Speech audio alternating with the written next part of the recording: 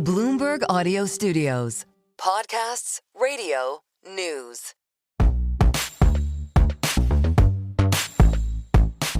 Welcome to the Merryn Talks Money Market Wrap, where we talk about the biggest moves in the markets this week and what's driving them. I'm Merryn Somerset Webb, editor at large for Bloomberg UK Wealth. And I'm John Stepek, senior reporter for Bloomberg and author of the Money Distilled newsletter. We've got another person for our list, haven't we, John? The people who we have to refer to only by putting poor in front of their name.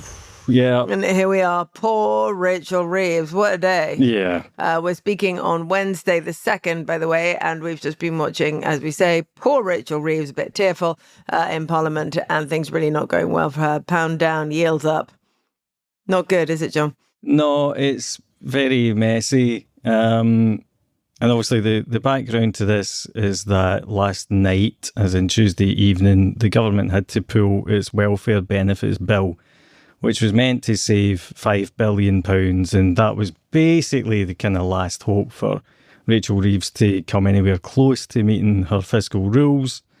And so by this morning, she was complete. Oh, sorry. And we should say to come anywhere close, because it was already a kind of rubbish bill. Yeah. But it wasn't saving very much. It wasn't saving nearly enough. It wasn't a root and branch for reform. It was just a clip here and a clip there. It was never good enough.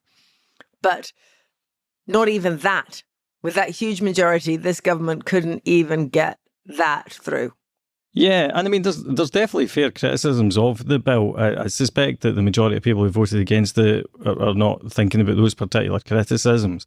And it does need a sort of root and branch reform to make it work much more cheaply and also, you know, from a fairness point of view. But basically, it's basically the third kind of budget-related U-turn that they've had. There's the inheritance tax sort of semi-U-turn.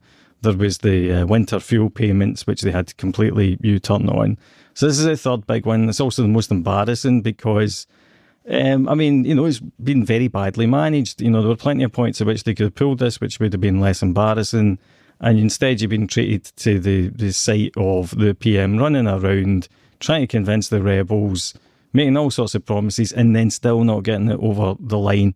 And that kind of means that very obviously to anyone with eyes, the Chancellor's kind of position is untenable.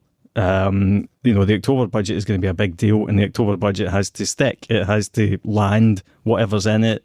And so she can't be the one to deliver it. So at this point in time, she hasn't, resigned. But I mean, her time in that role now surely has to be numbered in, days, if not hours, rather than, weeks or months, as some people had maybe thought about a week ago.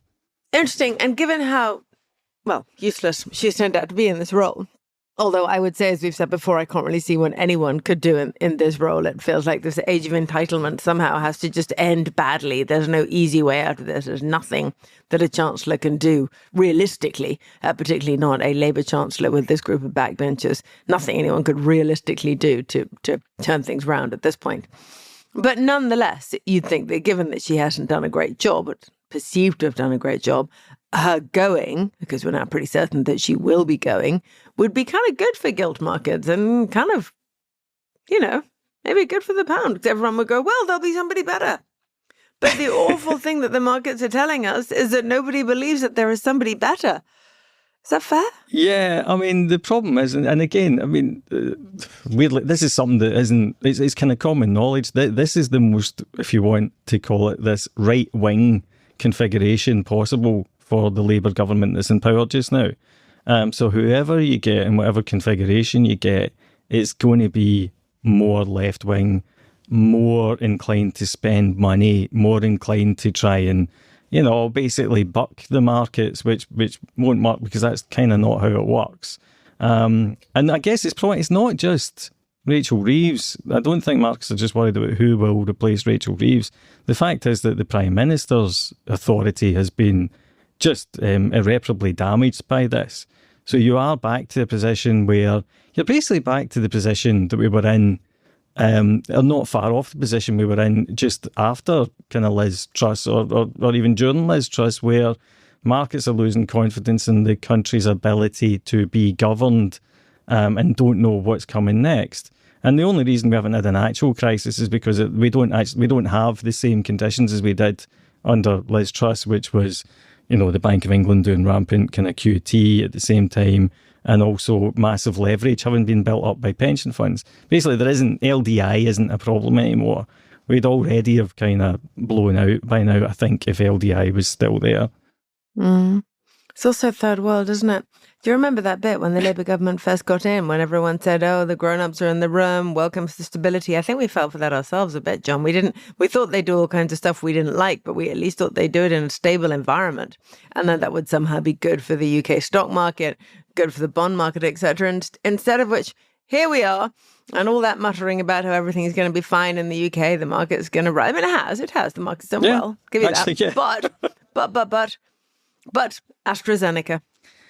Yeah. Which you've written about this week. Yeah, and to be fair, that's not actually directly related to this, but this certainly won't help. So there was a news story. It's not related to it, but it's part of the whole story of the dysfunction of the UK. Right. This, of course, it's not directly related to what's happening with Rachel Reeves and Keir Starmer right now, but it's related to the fact that people look at our market, look at our economy, look at everything and go, this is a dysfunctional state that should not be valued in the same way as some other states, which is miserable. And now we have one of our largest companies, one of our most well-known globally UK companies, AstraZeneca, and you wrote about it this morning, saying it accounts for over 7% of the whole FTSE 100, and now they're muttering about leaving for the US. Not just muttering it. Well, yeah, I mean, so this was a report in the Times, and it's one of those reports that is confirmed by multiple sources, which was journalism speak for. We couldn't get anyone to actually put their name to this, but multiple sources, of course they're talking about it. The real question is whether they're talking about it loudly enough to act on it. But the fact that it's being reported like this, the fact that whenever the rumour came out yesterday afternoon, AstraZeneca's share price kind of jumped by 3%. I mean, that's a real kind of slap in the face, the idea that, it's like people in London are thinking, yeah, it'd be a great idea if you left and kind of, went over to the US. And I mean, you can see why they would want to do it. There's been long-standing irritations. They're not the question marks over the regulatory environment in the UK. Obviously, Trump's tariffs are an issue because that would make you think, actually, maybe it'd be better if we were listed in the US, and then that might make things more politically easy over there. But absolutely, the other issue is that the governance here has been so unpredictable for such a long time now. The thing I was thinking about even before this morning happened, I was thinking, well, somebody had said on Twitter after this story broke, if I was Rachel Reeves, I'd be phoning Pascal Soriot right now and asking him what his concerns are. And I was thinking, yeah, but Pascal would be well within his rights to turn around to Rachel and say, yeah, but you're saying all these things now. How do I know you're going to be the customer services person in the job, by the end of the week? And so it's it's that inconsistency that's another issue. But it'd also be within his rights to say it's not like any of this is new. All the problems with the UK stock market are well known. Lord, John, we've been writing and talking about this for, years at this point. There is no new information here. A good chancellor, as we've said from the very beginning of her being in the job, a good chancellor would have been on this immediately, trying to find ways to improve the environment for the UK stock market. And the obvious way to do that, of course, as we say over and over, is to get rid of stamp duty, or at the very least bring it somewhere near to global norms. That would have been the obvious and immediate thing to do, to send a signal to the world that we are open for business, instead of which we send signal after signal saying, no, actually, do you know what? We're kind of closed, actually completely closed, totally closed, and in chaos, by the way. We haven't even got the bandwidth to think about whether you should list here or not, because we're kind of busy infighting. Yeah, and that is the frustration, because, one of the reasons that we gave the new government something of the benefit of the doubt is because we did, and whenever they came in, the UK economy was pointed in the right direction, and before the election, they were talking as if they were kind of pleased about that they'd taken that on board and that they were going to run with it. And then as soon as they came in, they embarked on a punishment budget, which was basically in order to kind of scorch earth and take advantage of the lingering kind of sense that Liz Truss and the Tories had somehow blown up the economy. And they kind of wanted to imprint that fiscal irresponsibility on the rival party. So basically settling old scores from probably still feeling a bit kind of like annoyed at the Tories had done the same thing in 2010. But instead what they did is they screwed themselves. We could be in a much better position right now if it hadn't been for the tactics that have been deployed in the last year. I firmly believe that. And you're right, we should have scrapped stamp duty because it costs like, $3.5 billion a year. That's all it makes, which is buttons. And we know what it does to our market. Listen, while she's still in place, there's one more thing I'd like to be cross with Rachel Reeves about. I mean, we'll be nicer about it when she's gone, tomorrow, the day after, end of the week, whenever it is. But anyway, before she goes, there's one more thing I want to talk about, which is private equity. And one of the things that she has discussed at length is this idea that pension funds will be obliged to put a certain amount of money into UK private companies or private projects at least. And I don't know if you saw this. There was an article in the Wall Street Journal, competition alert, about a letter written by a US politician, Elise Stefanik, asking for an investigation into Harvard's financial disclosures to their bondholders. And what she's really talking about in this letter, which we'll put in the show notes, actually a link to it. What she's really talking about in this letter is asking for a good look at the percentage of the assets that Harvard has that are tied up in private equity funds and the extent to which those funds are overvalued. And one of the things she says is that perhaps, just maybe, the real realizable value of those assets is likely far below stated values. Now, I looked at that at around the same time that I started reading a note sent to us by Dan from Verdad. We've had him on before. Excellent podcast. Go back and listen to that if you haven't, everybody. He sent around a note saying that they've had a look comparing, everyone will want to complain about their methodology. So again, I'll put that link in the show notes. Go and look at it yourself. Comparing companies owned by private equity with S&P 500 companies. And here's the data. S&P 500 companies pay 1% of their revenues out in interest. They pay an interest rate of around 4% on their debt. They have EBITDA margins of 25%, free cash flow margins of 9%. For PE companies, those numbers are 4%, 8%, 7%, and 2%.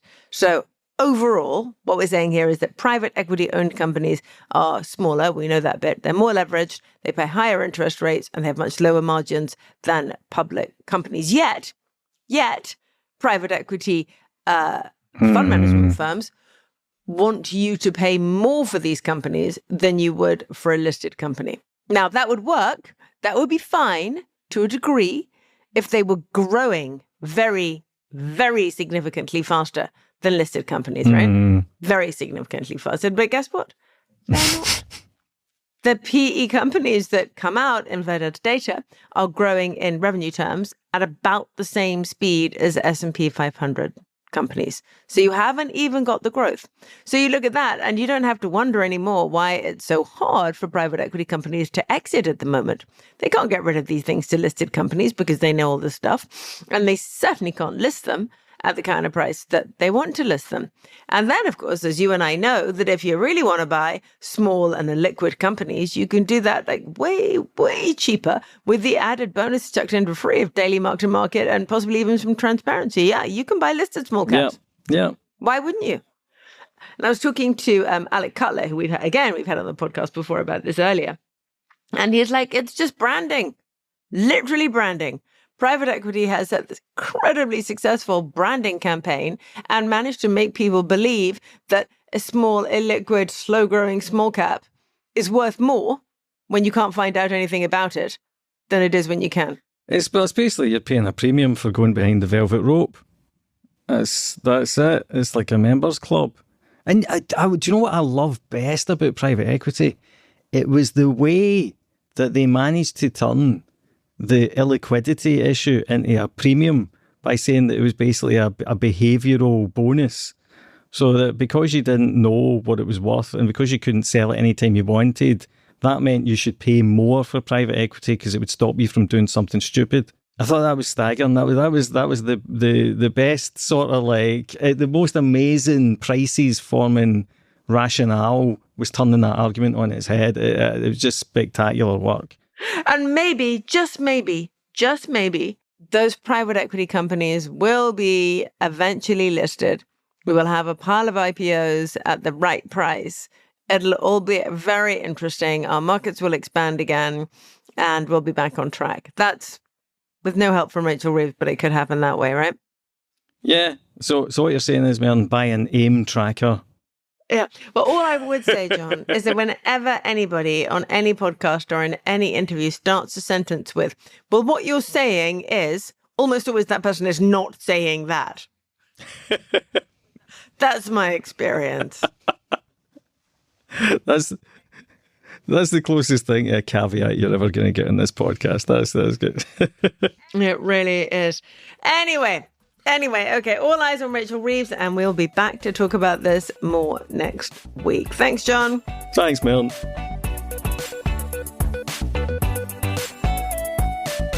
Thanks for listening to this week's Merryn Talks Money debrief. If you like our show, rate, review, and subscribe wherever you listen to podcasts. Also, be sure to follow me and John on X or Twitter. We will be watching UK politics very closely over the next few days. I'm at Merryn SW, and John is John_Stepek. John also needs new followers. Please follow him. He's very far behind me on followers. I've just hit 60,000. I'm so winning. John is still languishing around 20.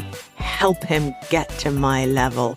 This episode was produced by Summer Sadi and Tala Ahmadi. Production support and sound design by Blake Maples. Questions and comments on this show and all our shows are always welcome. Our show email is merrynmoney@bloomberg.com.